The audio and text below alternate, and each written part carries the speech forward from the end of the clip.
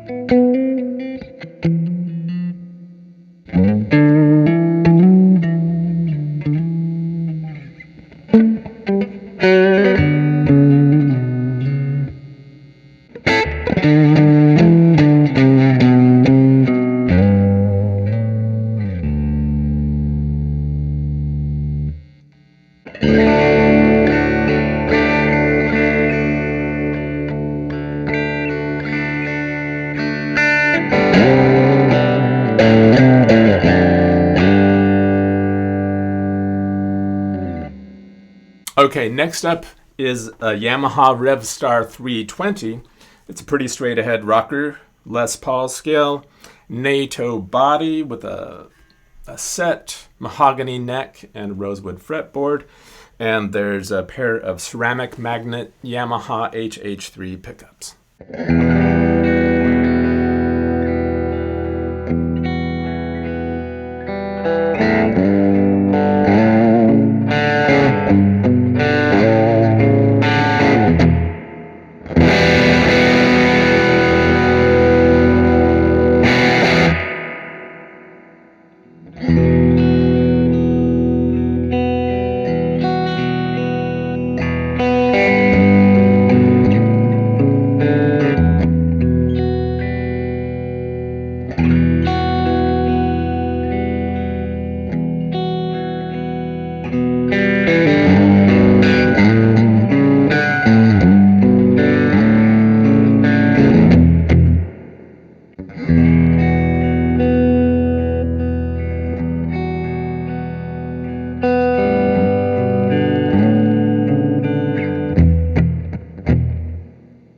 All right, lastly, we have one of shred icon Steve Vai's Ibanez Jem Jr. signature guitars.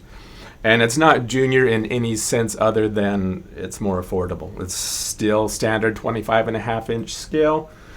Has 24 frets on this maple neck with a Jatoba fretboard, 15.75-inch radius, mahogany body, Ibanez locking tremolo, HSH pickups. They're Ibanez Infinity pickups. Body, I think I already said, is mahogany. It's got that, the monkey grip. You can have fun with that, doing, stuff like that. But we're going to do something kind of weird with it. But let's hear it before we do that.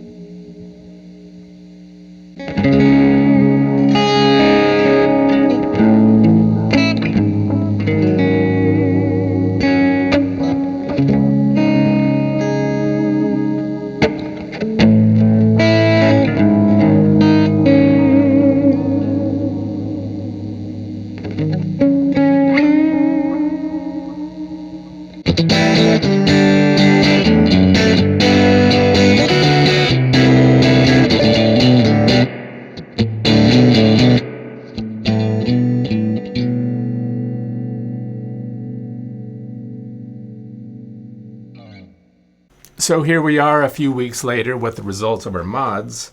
By the way, they were done by our friend Dave Helmer in Iowa City. You can check out his work at helmerguitars.com.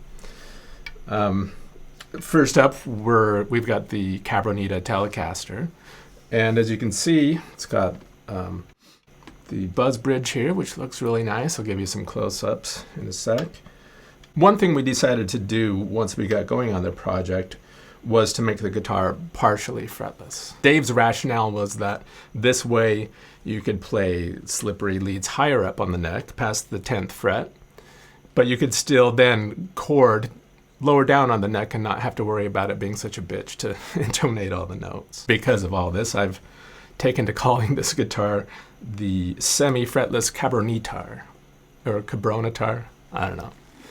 Anyway, I'm playing it through a Good Cell Valpro 21, which has 6973 power tubes that kind of give it a rootsier, more gritty or raunchy vibe. And I'm goosing it a little bit with a Sockless AudioWorks boost pedal.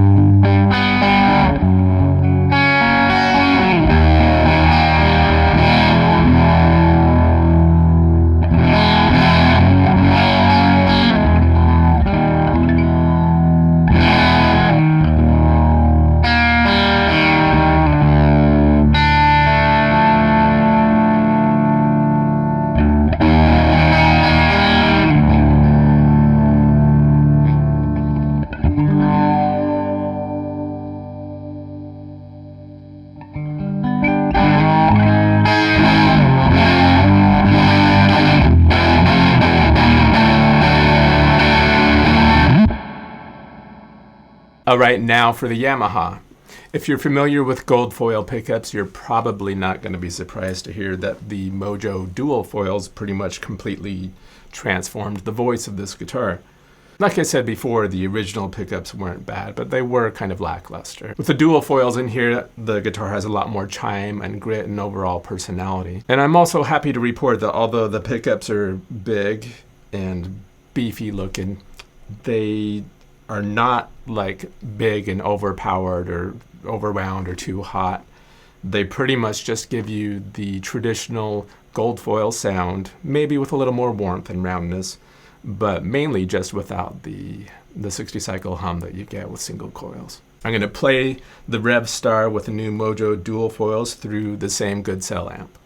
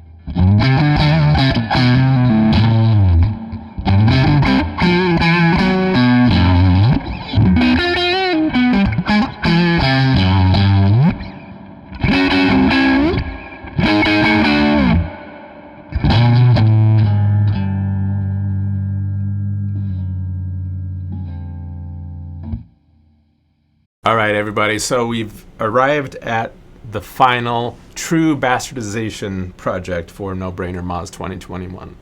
And if you thought the other mods were no-brainer, well, this one's totally no-brainer. I know you're all going to be doing this. Now, again, this is all about having fun with a guitar that doesn't cost that much. Even if you don't use this very much, you're probably going to use it more than you use the Monkey Grip. To refresh your memory on what the Tornipulator circuit is, it's named after David Torn, an avant-garde guitarist who's played a lot with David Bowie in the past, and he does a lot of soundtrack work for movies and TV shows. Great player. He's had it built into mini guitars by Ronan and Saul Cole. And basically, so it has three buttons, three momentary buttons. On ours, this one is the 60 cycle hum switch. Super practical, I know, that's what you're thinking. The middle one accesses the auxiliary input that we've added here. This 1/4 inch jack was not originally there. The output jack for the guitar is right there. But we moved the tone knob, put in this auxiliary input, 1/4 inch, more on that in a second, and this momentary switch accesses whatever is being fed into that. So what's that good for? Well, you could bring your dad's old Walkman, or hook up anything you want to, this puts out sound and you want to put into here. I have rigged this up with this looks amazing, I know, but it's just for this video. You could use Velcro or put something on your strap or whatever for performance, but this is actually an attachment that came with my tripod, and it's for a phone. And in a second, I will be hooking up my iPhone to it. I have a couple of adapters, and then I'm going to use an app, a sampler app called Koala, And I've loaded that with a bunch of sounds that I've been collecting for years with the Voice Memos app on my phone. Stupid stuff I hear someone say, or funny lines in a movie, things my kids say, stuff I hear just walking out in the woods or whatever. Anyway, I'm going to hook that up here and use the little trigger pads to route them through the auxiliary input. To me, that's the most fun. The other stuff, the 60 cycle hum and the microphone, which is pretty sensitive, they're to me more like accents for crazy shit. This button is, it activates the Shaker brand harmonica microphone that has been inserted under the pickguard here. Needless to say, with all this stuff, you don't just need to be fearless about making crazy noises and maybe some weird, unpleasant ones here and there. That's part of the fun. But to use the tornipulator, I'm calling this one the gripulator, the monkey gripulator, doesn't just require being fearless. It requires kind of a whole new way of thinking so that you can incorporate it into what you're doing. Now, what's handy is that it's independent of the guitar's volume and tone circuit. I'm routing it all through my pedal board and going into a Fender Silver Panel Vibrolux reverb. For my main sound, I'm using a Sound Brute DRVA, the variable boost side of that, and a Solid Gold Effects ELECTROMAN Mark II Echo, which I really like with this setup because of the self-oscillation foot switch it has, that I can just hold that down and stuff goes crazy out of control. I'm using an Anna Sounds Element reverb as well as a Jordan Fuzz Tight Fuzz. Oh, and a Dry Bell Vibe machine.